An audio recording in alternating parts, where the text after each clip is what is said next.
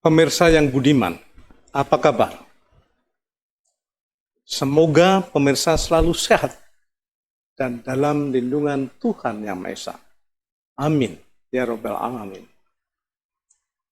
Bahagia rasanya bisa jumpa lagi dengan pemirsa di rumah persiapan kembali ke Undang-Undang Dasar 1945 untuk disemarakan dengan adendum yang disingkat RPKUUD 1945. Hari ini saya ingin memenuhi permintaan beberapa sahabat mengenai Forum Purnawirawan Prajurit TNI yang akan saya singkat dengan FPP TNI. Walaupun saya sudah menyampaikan pendapat pribadi saya di media tulis, namun beberapa sahabat menyampaikan dirinya lebih suka jika mendengar langsung. Barangkali karena saya pernah menjabat sebagai Ketua Persatuan Purnawirawan Angkatan Darat Jakarta, sehingga dianggap tahu siapa FPP TNI itu.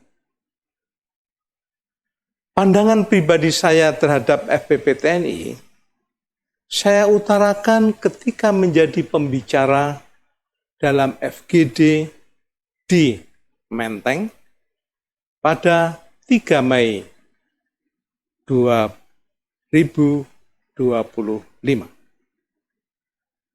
Waktu itu saya bersama pembicara lainnya, Laksamana Purnawirawan Slamet Subianto, Dr. Yakub Tobing, dan Insinyur Prihandoyo atas undangan Rumah Kajian Pancasila. Topik FGD, Quo Vadis Amandemen Undang-Undang Dasar 1945. Sedang usulan FPP TNI nomor 1 kembali ke Undang-Undang Dasar 1945.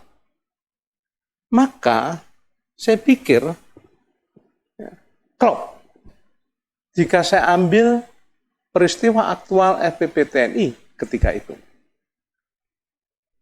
Persoalannya adalah isi usul kepada Presiden yang ditandatangani Jenderal Purnawirawan Fachru Razi, Jenderal Purnawirawan Tyasno Sudarto, Laksamana Purnawirawan Slamet Subianto, dan Marsikal Purnawirawan Hanafi Asnaf untuk atas nama 107 jenderal,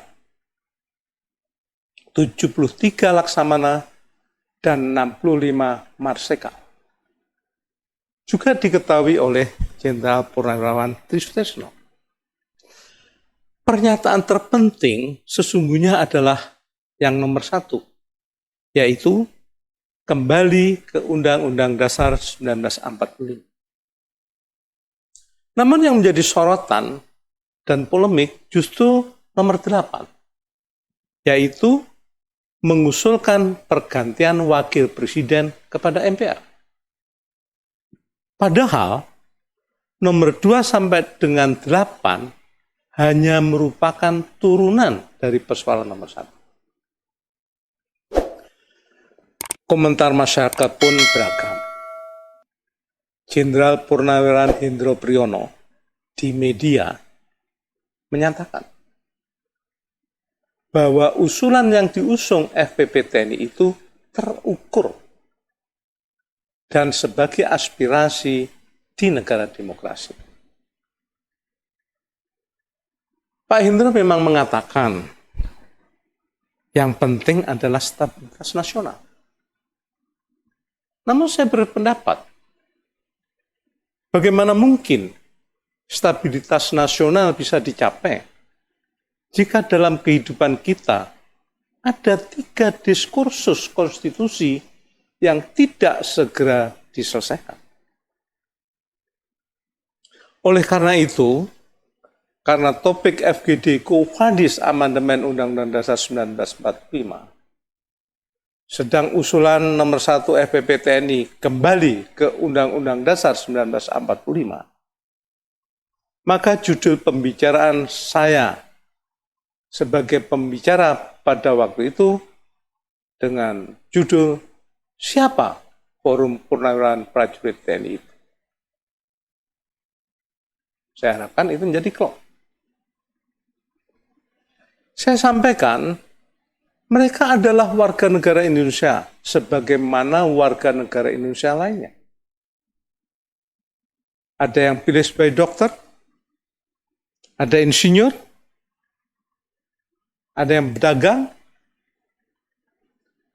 Sedang mereka yang di FPP TNI adalah warga negara Indonesia yang memilih pengabdiannya sebagai tentara.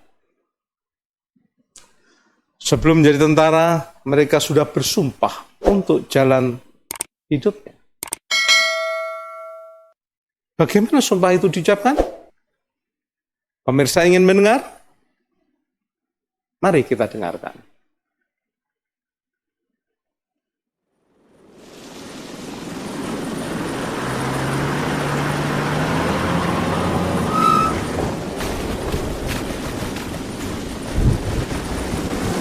Prajurit komando, perintah sudah jelas. Pertiwi memanggil kita sebagai jawaban akhir dari sebuah pertaruhan. Kegagalan tak akan pernah terbayar dengan darah semahal apapun. Lebih baik pulang nama daripada gagal di medan tugas. Yakini Tuhan bersama kita. Selamat bertugas!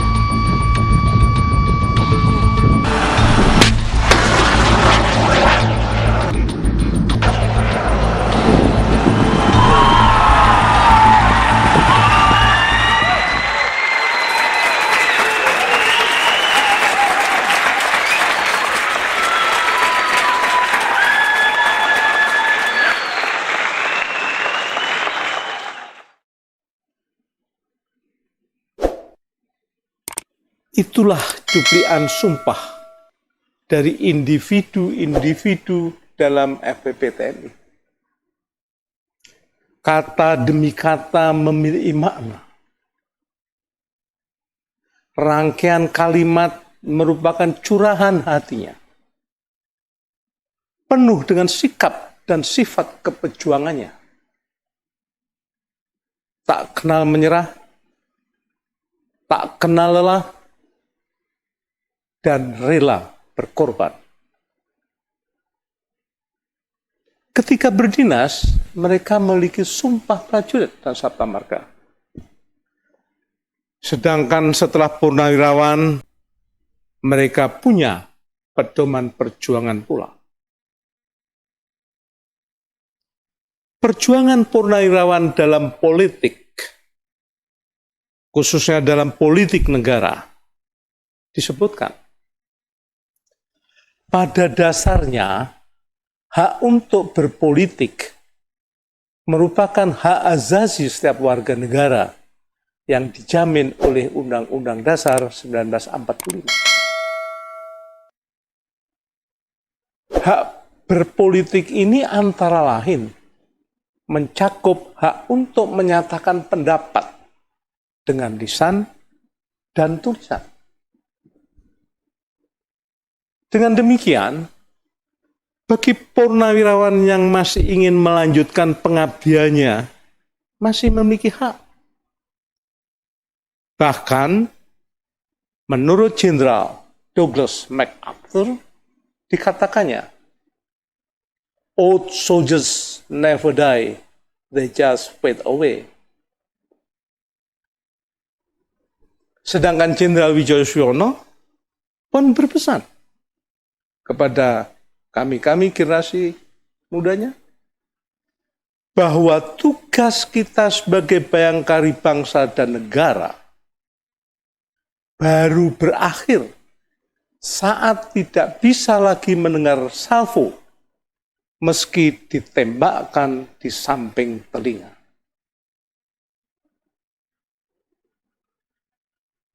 Bagaimana sikap Presiden Prabowo terhadap usulan FPP-TNI tersebut? Jenderal Purnawirawan Wiranto menjelaskan setelah lapor kepada Bapak Presiden, seingat saya demikian, Presiden menghormati dan memahami pikiran-pikiran itu. Karena Presiden satu alma mater, satu perjuangan, dan satu pengabdian, dan memiliki sikap moral yang sama dengan jiwa Sabta Marga dan Sumpah Prajurit. Itu kata Wiranto.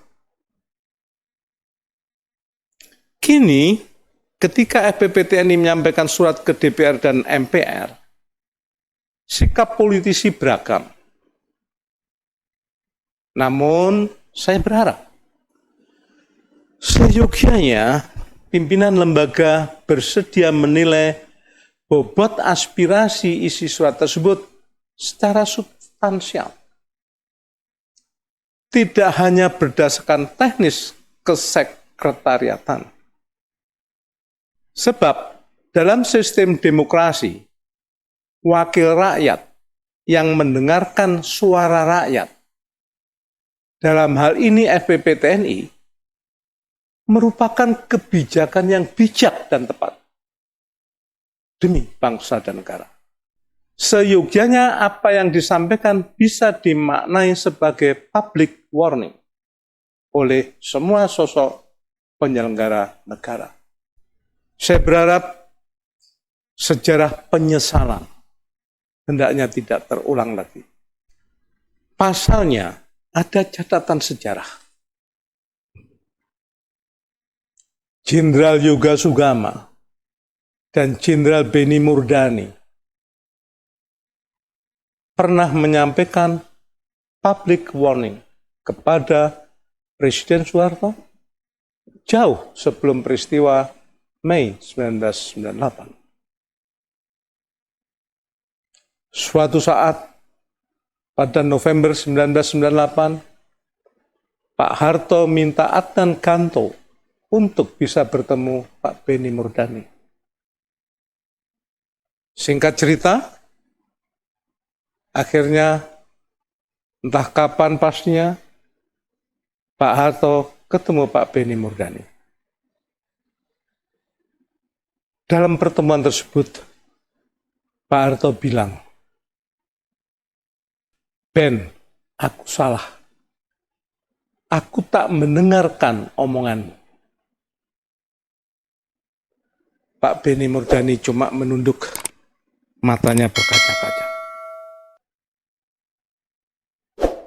Dalam hal ini pemirsa bisa membaca di news.detik.com. Kisah Soeharto mengaku salah kepada si Raja Intel Beni Murdani. Pemirsa yang budiman, atas pertanyaan siapa Forum Purnawiran Prajurit TNI itu sejatinya? Jawabannya adalah mereka bukan sosok pencari pekerjaan dan jabatan untuk diri dan keluarganya.